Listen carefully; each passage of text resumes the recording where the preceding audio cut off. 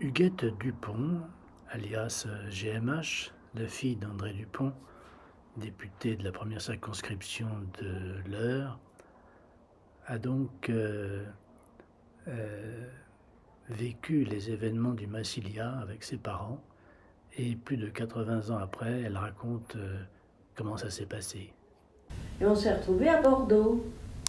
Et étant dans la nuit un bombardement sur Codéran, entre autres, non, sur Bordeaux, nous on était à Codéran, et je vois mon père revenir, on y restait peu de temps, hein, peut-être un jour ou deux, revenir le soir, vite, on embarque sur un bateau, on file en Algérie. Donc vous êtes resté peu de temps à Bordeaux, alors qu'il y a eu des entretiens avec les députés qui étaient sur place, Mendès France, tous ces gens-là. Pas certainement, parce qu'on suivait en même temps. Il se trouve que le gouvernement suivait comme nous.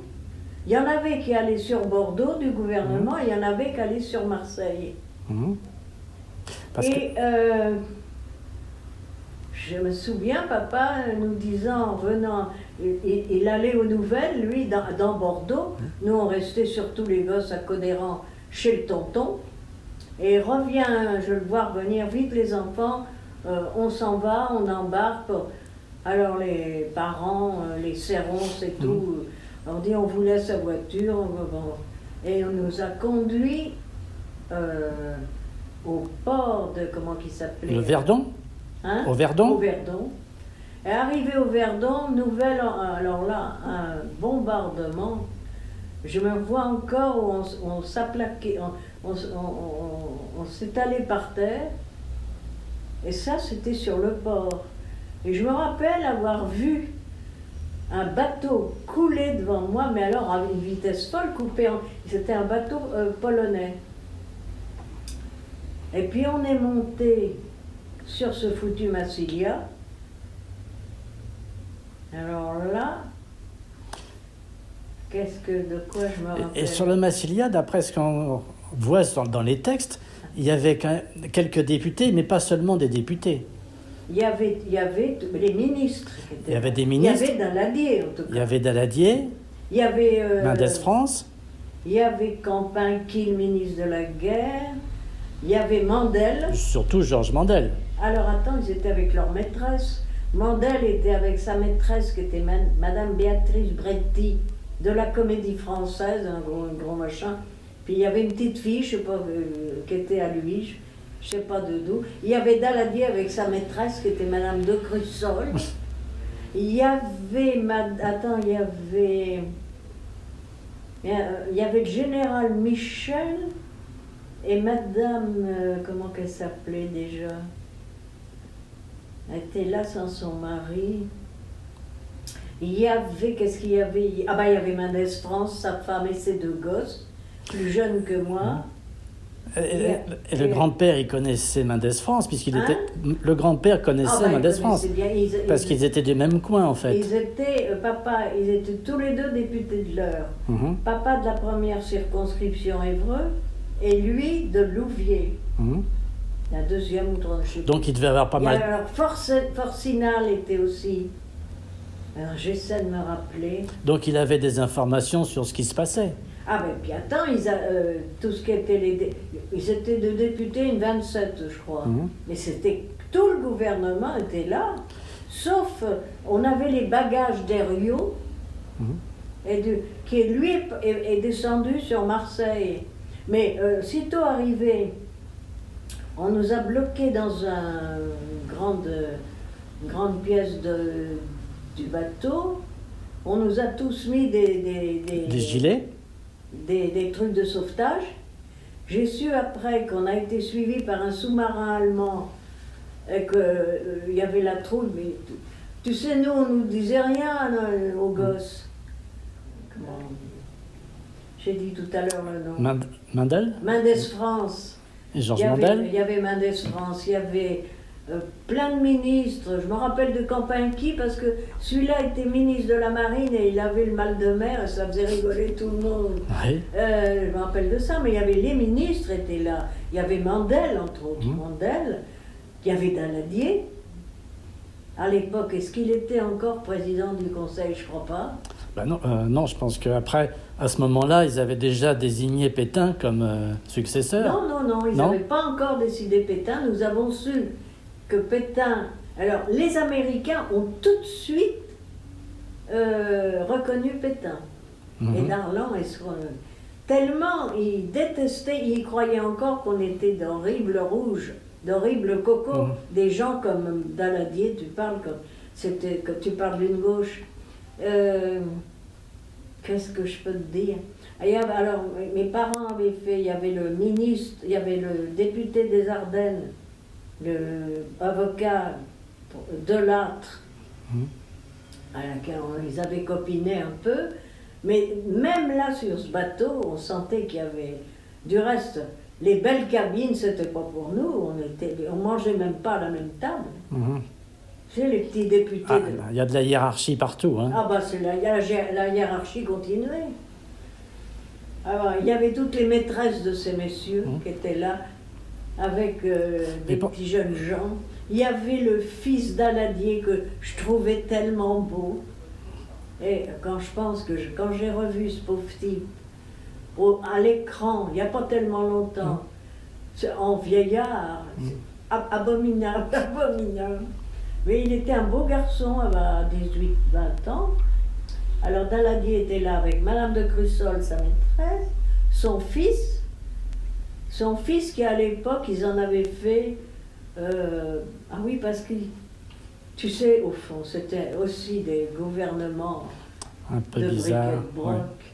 Et ils avaient fait les états d'économie, ils avaient mis le fils Daladier président. Tu vois le jeune gamin là, président oh, comment ils appelaient ça? Un peu comme le jeune Attal. Hein? Un peu comme Attal aujourd'hui. Oh ben, c'était oui. Bon, tu sais, alors mes souvenirs du Massilia, il est évident qu'il y a dû y avoir des moments difficiles que nous, à nous enfants, on nous cachait. Parce que lui, Et puis alors, quand on est arrivé à Casablanca, en faisant un grand tour, et paraît-il suivi par des sous-marins allemands, bon, on arrive à Casablanca. À ce moment-là, toute la droite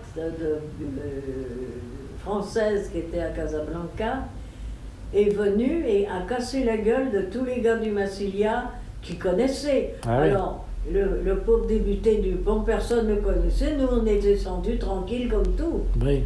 Mais alors, les autres qui étaient connus, et ceux-là, ils se sont fait casser la gueule. En leur disant que c'était des traîtres, etc., des déserteurs. Oui, bien sûr. Ça a été... Mais alors, nous on est passé à travers, hein, complètement. Mais il faut dire qu'ils nous faisaient sortir les derniers aussi. Hein.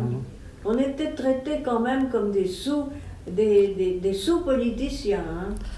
D'autant plus que papa était un des rares de gauche là-dessus, sur le Massilia, et que je ne sais pas ce qui s'est passé quand il était dans les réunions avec tous ces gars-là. Hein.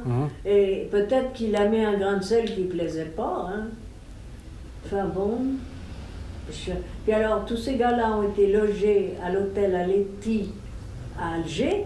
Nous, on a d'abord été... Oui, parce qu'après, vous êtes passé de Casablanca à Alger. On est d'abord à Casablanca, sur le bateau. On allait sur le bateau. Casablanca, je crois bien que c'est en train qu'on est arrivé à Oran, où papa avait un copain socialiste, le député Marius Dubois qui s'appelait, et qui nous a hébergés.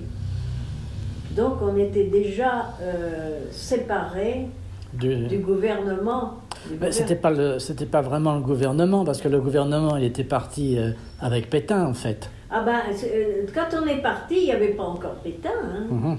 Et Pétain, c'est quand on a été sur le Massilia qu'on a su que l'armistice était signé et que Pétain était reconnu par les Américains et qu'il allait y avoir à la Chambre, c'est à ce moment-là que les gars ont donné les pleins pouvoirs à Pétain. On était, nous... Déjà excusés, forcément, puisqu'on n'avait pas pu... en Algérie. D'accord. Alors, même à Alger, on a été aussi hébergés. On n'a pas été avec le... Je crois on aurait pu être logé aussi à Aleti. Mais immédiatement, papa prenait contact avec ses copains socialistes.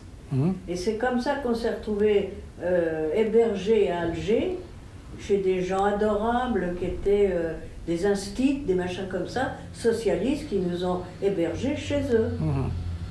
Alors on a été assez coupés du beau monde qui était sur le Massilia. Et alors après, comment on est revenu? Papa est venu en nous disant, tu sais, j'ai de vagues souvenirs.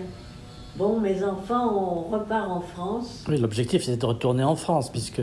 On était quand même contents de retourner en France. Puis il y avait une moitié, à l'époque, une moitié de la France qui n'était pas occupée. Alors on s'est retrouvés en France à Draguignan, où papa avait été... Avant, alors, il avait on est resté à Draguignan un mois ou deux, je crois, avant de retourner à Normandie. Puis je ne me rappelle plus de grand-chose. Et puis après, ça a été... Et alors surtout en revenant, papa, déchu de la nationalité française, c'est là que papa, il n'y avait plus rien pour vivre. Je crois qu'il a encore été payé député encore, je crois. Enfin, j'en sais rien, à vrai dire. Mais je sais que l'oncle Charles a aidé mes parents à acheter la petite boutique. D'accord. Ah, du coup, comment il a été réintégré professeur, mais il en a bavé, je m'en rappelle pas.